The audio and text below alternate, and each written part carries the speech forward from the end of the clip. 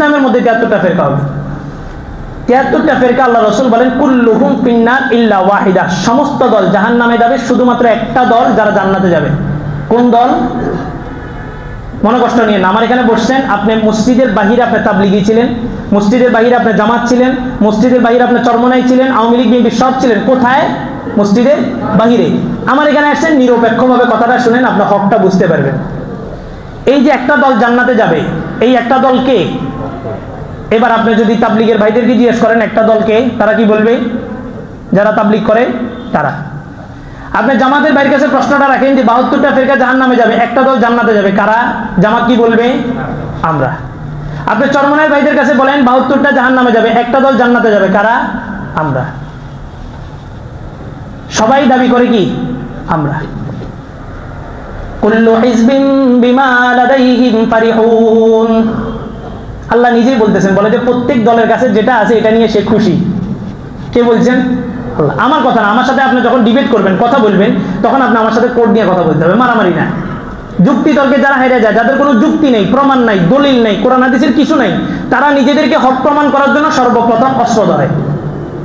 দেখেন নাই টঙ্গীতে যারা নিজেদেরকে হক প্রমাণ করতে গেছে, কি কোরআন হাদিস দিয়া না অস্ত্র দিয়া? অস্ত্র দিয়া। অস্ত্র দিয়ে যারা হক প্রমাণ করতে চায়, তারা কি হক না বাতিল? বাতিল। অস্ত্র উঠানোর কারণেই তারা বাতিল, কোনো দলিলের দরকার নেই। আল্লাহ বলেন যে প্রত্যেকটা দলের কাছে যেটা আছে সে ওটা নিয়েই খুশি। তাহলে হুজুর তাবলীগ করা যাবে না, জামাত করা যাবে না, চরমনাই করা যাবে না? যাবে। আগে আপনি বুঝেন আপনি জামাত কি, আগে আপনি বুঝেন চরমনাই কি, আগে আপনি বুঝেন তাবলীগ কি, তারপরে করেন। দারুল উলুম দেওবন্দ ভারত উপমহাদেশ না, পুরা বিশ্বের মধ্যে যদি মাদ্রাসার ইলমে দ্বীনের খেদমত যদি কারো করে থাকে, এক নম্বরে না যার নাম আসবে তার নাম কি? দারুল উলুম দেওবন্দ। ইসলামের একটা মার্কাজ। এই দারুল উলুম দেওবন্দের তাবলীগের এই গ্রুপ বলেন ওই গ্রুপ বলেন, দুটো গ্রুপ নিষিদ্ধ। আমি কোড নিয়ে কথা বলতেছি, আপনারা ওদের অনলাইনে ঢুকলে পাবেন, ওয়েবসাইটগুলোতে ঢুকলে পাবেন, দুটো গ্রুপ নিষিদ্ধ। ওনারা জানেন এটা সমস্যাটা কি, সমস্যা কোথায়, সমস্যাটা আপনি আগে ফাইন্ড আউট করেন। আপনি যতক্ষণ পর্যন্ত সমস্যা চিহ্নিত না করবেন, ততক্ষণ পর্যন্ত আপনি কোনো কাজ করতে পারবেন না। রোগ কি ধরছে, আপনি একদিন খাবার নাপা, আরেকদিন খাবার প্যারাসিটামল, আরেকদিন খাবার এটা, আরেকদিন খাবার ওইটা, ওষুধ একটার পর একটা খাওয়াইতেছেন, কিন্তু আপনি এখনো পর্যন্ত রোগ নির্ণয় করতে পারেন নাই এই লোকটা সুস্থ হবে না মরবে? মরবে। আগে আপনি রোগ নির্ণয় করেন যে কোথা থেকে কি সমস্যা। দাওয়াতের যে পদ্ধতি, এটাও আল্লাহ রাসূলের যুগে ছিল। চরমনাইয়ের যে পদ্ধতি, এটাও রাসূলের যুগে ছিল। জামাত খেলাফতে যাওয়ার জন্য যে পদ্ধতি, এটাও রাসূলের যুগে ছিল। তবে হুবাহু তাবলীগের এই পদ্ধতি, হুবাহু জামাতের এই পদ্ধতি, হুবাহু চরমনাইওয়ালাদের এই পদ্ধতি, এটা হুবাহু রাসূলের যুগে ছিল না। কিছুটা মিলে, কিছুটা মিলে। এখন কি এগুলো করা যাবে না? যাবে। এবার আসেন কেন করা যাবে? করা যাবে এই জন্যই, তাবলীগে যায় কেউ কি গাঁজাখোর হয়েছে? চরমনাই যায় কেউ কি গাঁজাখোর হয়েছে? জামাতে ঢুকে কেউ কি নামাজ ছেড়ে দিছে? বরঞ্চ দেখা গেছে এই সমস্ত দলগুলোতে ঢোকার পরে গাঁজাখোর নামাজি হয়েছে। এই সমস্ত দলগুলোতে ঢোকার পরে গাঁজাখোর নামাজি। সমস্যা আছে। সমস্যা কত পার্সেন্ট? 20% বা 10%। 100-তে 10 বা 20%। 80% কি ভালো।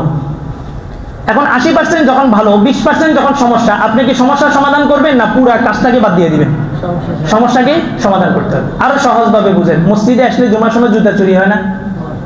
তাহলে মসজিদের যদি আপনি পার্সেন্টেজ হিসাবে ভাগ করেন, তাহলে 100%-এর মধ্যেই জুতা চুরি হওয়ার কারণে 95% খারাপ। জুতাটা চুরি হয়েছে কোথায়? মসজিদে আসার কারণে না। এখন 100%-এ ভাগ করলে 95% মসজিদ ভালো, 5% খারাপ। কেন? জুতা চুরি হইতেছে। এখন কি কেউ বলবে মসজিদ বন্ধ? না। বুঝেন নাই? সমস্যা সবগুলো দলেই আছে, জামাতেও আছে, চরমনাই আছে, তাবলীগও আছে। এখন সমস্যার কারণে আপনি কি বলতে পারেন যে তাবলীগ নিষিদ্ধ? এটা কি বলা যাবে জামাত নিষিদ্ধ? এটা কি বলা যাবে চরমনাই নিষিদ্ধ? তাহলে মানুষ যারা বলছে তারা কেন বলছে, এটারও কারণ আছে। এখন মসজিদের কর্তৃপক্ষ এত ঢিলা ঢালা, প্রতি ওয়াক্তে জুতা চুরি হয়, প্রতি ওয়াক্তে জুতা চুরি হয়, জুতাও চুরি হয়, প্যানও চুরি হয়, সিসি ক্যামেরা চুরি হয়, যা আছে সব চুরি হয়, মেশিন টেশিন সব চুরি হয়। মসজিদে যারা কমিটিতে আছে বা যারা ইমাম মুয়াজ্জিন আছে সবাই একদম ঢিলা ঢালা। এবার পাবলিক কয় আর কত টাকা দিব, মসজিদ তো আরো আছে, এটা বন্ধ করে দাও। মসজিদ বন্ধ করার দাবি কখন উঠছে? যখন সমস্যার সমাধান করা যাইতেছে না, লাভের চেয়ে ক্ষতি বেশি হইতেছে, তখন সবাই কি বলছে? মসজিদ সহ বন্ধ করে দাও। এবার আসেন তাবলীগের চলমান সমস্যাটা কত বছর প্রকাশ পাইছে? 2013 সালে ঘরোয়াভাবে। বাহিরে আপনারা জানছেন 2017 সালে। মারামারি হয়েছে 2018 সালে, এখনো পর্যন্ত ওই মারামারি চলমান। এতদিন পর্যন্ত যেহেতু সমাধান করতে পারেন নাই, এই কারণে মানুষ কি বলছে, দোনো দলই বন্ধ করে দেন। বুঝেন নাই? নিরপেক্ষভাবে কথাগুলো ধরেন। সমস্যা চলতেছে কত বছর? এত বছর তো সমস্যার সমাধান হওয়ার, এত বছর তো লাগার কথা না। এত বছর আপনারা যদি 2018 সালের মারামারির পরে যদি পদক্ষেপ নিতেন ভালোভাবে, তাহলে কি গত পরশুদিন আমার 4 জন ভাই শহীদ হতো না? আপনারা সমাধান করতে পারতেছেন না, এই কারণে মানুষ বলে যে ভাই তাবলীগের কাজের দরকার নাই, অন্তত মানুষ তার জীবন নিয়ে বাঁচুক, দোনো কাজ বন্ধ করে দেন। কথাটা বুঝছেন? কোন সময় বলছে? যখন আপনার সমাধানে ব্যর্থ।